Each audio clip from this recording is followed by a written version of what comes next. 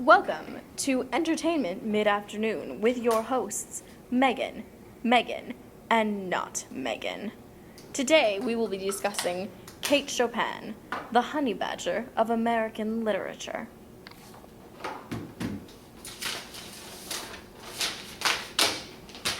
Hello and welcome to our gossip segment here at Entertainment Mid-Afternoon. As you all know, we are discussing Kate Chopin today on the show, also known as Kate O'Flaherty by her maiden name. She was born February 8th of 1850 to a very successful merchant father and a rich heiress Creole mother. She attended Academy of Sacred Heart at St. Louis, where she was supposed to study, the normal Catholic teachings, which is kind of far from anything that she ended up doing. Kate was an expert at making friends and flirting, basically. She only had one female friend. Her name was Kitty. And since they were growing up during the Civil War, Kitty's family was very diehard Confederate. So in the year 1863, she had to move away from Kate. And that was the only female friend that she ever had. It's really kind of sad. But what she lacked in female friends, she more than made up for in male friends. No worries. She also, besides being very interested in boys, she was interested in writing, reading, and music. She became fluent in French and German. Also, another thing is that she was very brave and very bold. She didn't care what anybody had to say. Obviously, growing up during the Civil War, there was a lot of issue of racism, and in the background of some of her stories, there definitely is some of that racism there, but she's not afraid to address it. Unlike other authors, she meets it head on, and she takes on the challenge, basically. As most kids who grew up in Catholic school do, Kate became very skeptical of Catholicism. She had most of her family members die on major Catholic holidays, which of course is very discouraging to one's faith. Her brother died on Mardi Gras, her dad died on All Saints' Day, and her grandma died 3 days before Christmas, the same year that her best friend Kitty moved away. Unfortunately, when Kitty did come back, she became a nun, and of course did not really want to associate with the kind of woman that Kate was becoming. So, in 1869 to 1870, she attended debutante parties, of course. She was courted by many men, and she took up smoking, which is, of course, not a very ladylike quality for any debutante. She also wrote her first story. In 1870, she married Oscar Chopin, and they traveled to New York, where they left for their honeymoon to go on to France, Switzerland, and Germany. It was there in New York that she met Victoria Claflin, who was this radical feminist publisher, also a stockbroker, spiritualist, and a future presidential candidate, who warned Kate against falling into the useless, degrading life of most married ladies. Don't worry, she didn't, spoiler alert. Back in New Orleans, Oscar became a famous cotton farmer. And they had 6 kids, count them, 6. John, Oscar, George, Frederick, Felix, and Layla. I would hate to be Layla. In 1879, Oscar's cotton brokerage failed because he was not a very good farmer. And he had to manage several other plantations as well as managing a general store, which of course for Kate meant a lot of exposure to a lot of very handsome, hardworking men.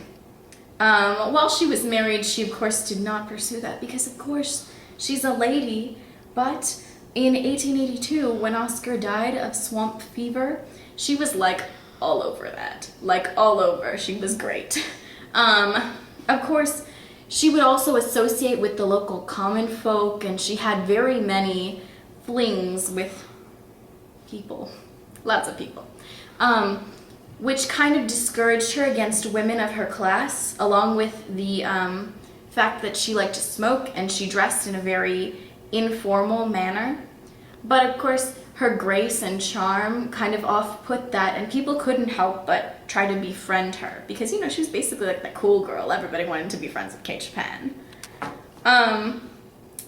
When Oscar died, he left her $12,000 in debt.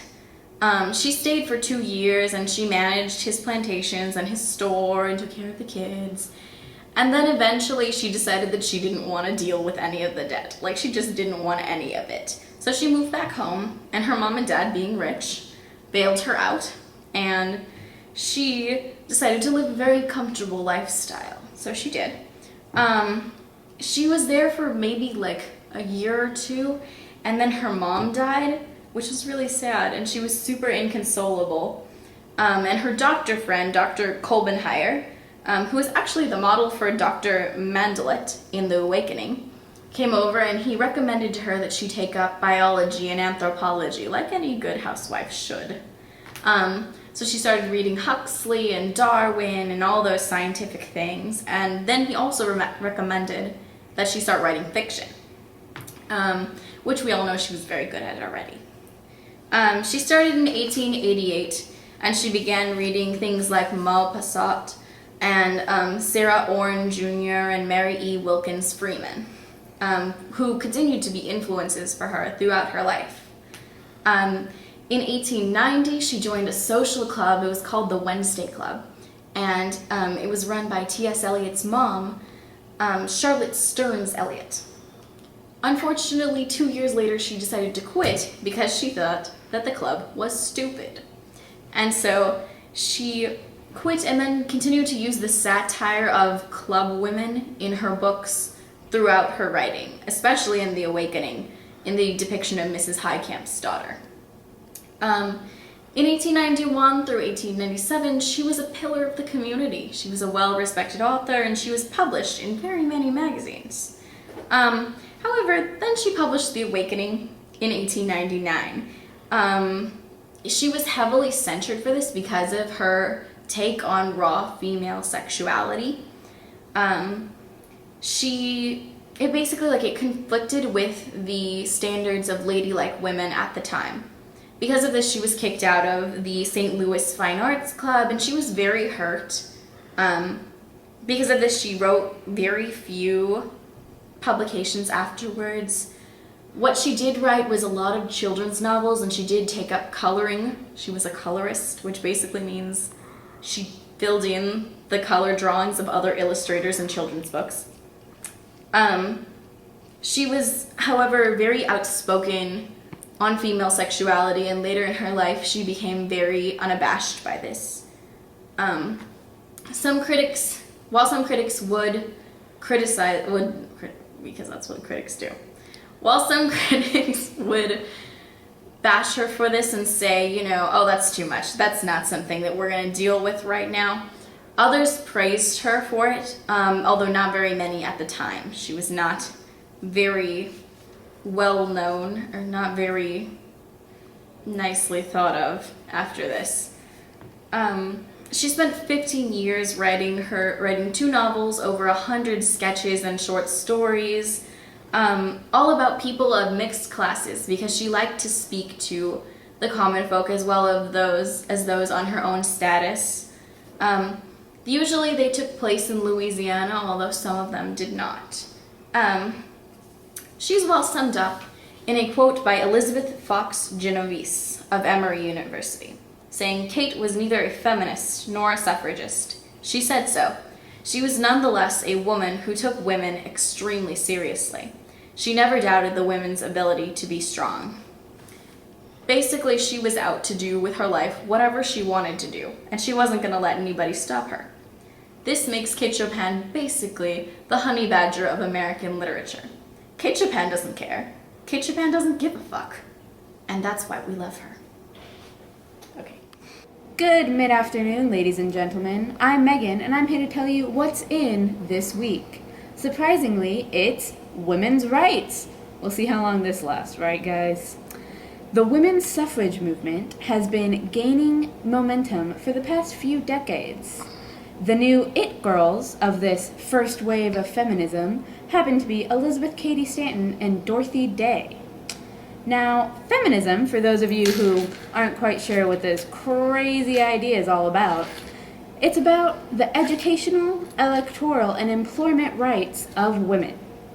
These radical women are asking to be equal with the men. Some see this as kind of crazy and a little out of place for women in today's society. Now, feminism is also all about cultivating change and allowing for creative thinking. No one thinks more creatively than feminism's bad girl, Kate Chopin. Although Kate doesn't claim she's a feminist, she believes herself just to be an advocate of women doing what women want, she has somehow become the poster child for feminism. Kate Chopin has numerous short stories and 2 very interesting novels. So if you're looking to pick up a new book, Chopin's your girl. Are you heading to the beach this weekend? Try The Awakening, her best novel, in my opinion, all about a woman who's bored in her marriage and decides to have an affair, take up painting, run away from home, and basically leave all of her womanly responsibilities of keeping house and taking care of the family. If that's not quite your style and you'd rather read about the hopelessness of divorce, go ahead and try her second novel, At Fault. If large, thick novels really aren't your thing, she has numerous short stories, such as The Story of the Hour, which is all about selfhood and the meaning of love. The Storm is a very interesting novel, which takes place in one day and through the duration of one storm. And it's a little steamy, so you might want to read that one when you're home alone. If you're interested in reading about the manipulation of women, pick up A Pair of Silk Stockings. Not the clothing item, the short story by Chopin. If you need a new, strong, independent role model of a woman, go ahead and pick up Unthinus, which is an interesting name and a very interesting short story as well. One of her most suspenseful, most shocking short stories is Desiree's Baby. I don't want to give away the ending, but it's definitely worth the read. It's all about race, origin stories, sexuality. It's kind of steamy too, so that's definitely one you should pick up. Now, if you're at home with the kids all day and need something to occupy the little ones while you're reading these steamy, torrid tales, Chopin also has numerous short stories for children that she's written herself and illustrated herself. So go pick up the whole set of Chopin novels at your local bookstore. After the break, we'll be hearing from Fatima on some controversial topics.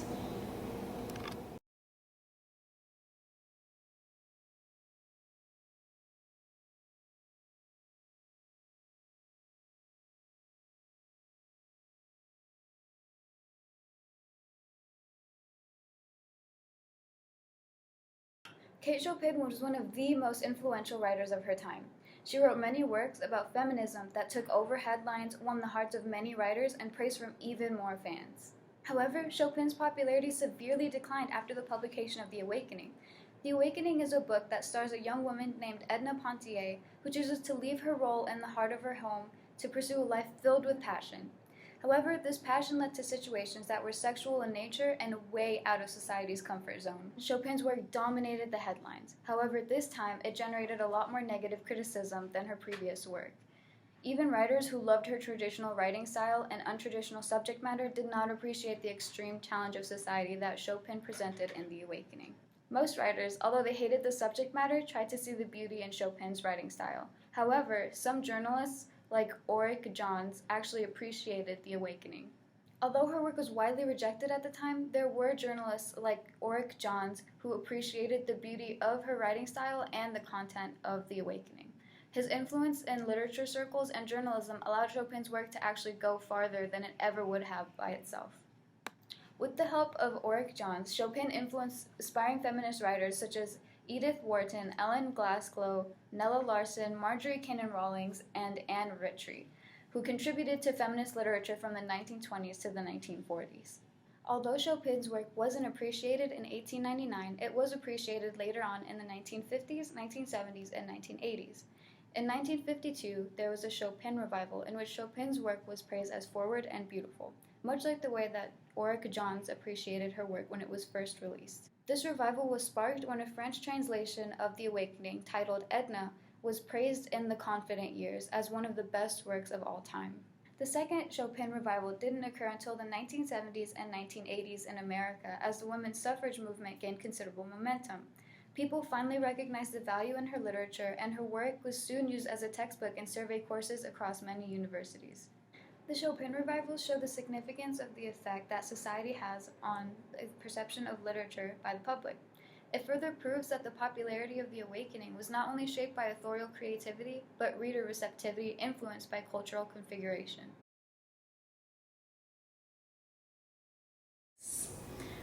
She attended Academy of Sacred Heart in St. Louis, which is so ironic because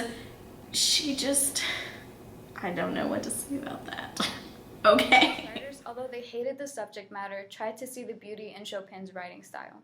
However, there were some journalists who actually enjoyed The Awakening at the time, such as that of the America of the U.S. Adventure to find the printer. Used to be where the microwave is. Machine, yeah. And now. Dang it, his name is not John. What did you say?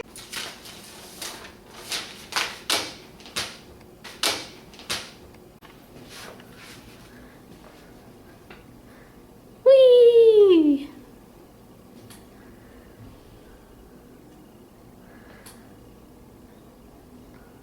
The second Chopin revival occurred in America in the 1970s and 1980s as the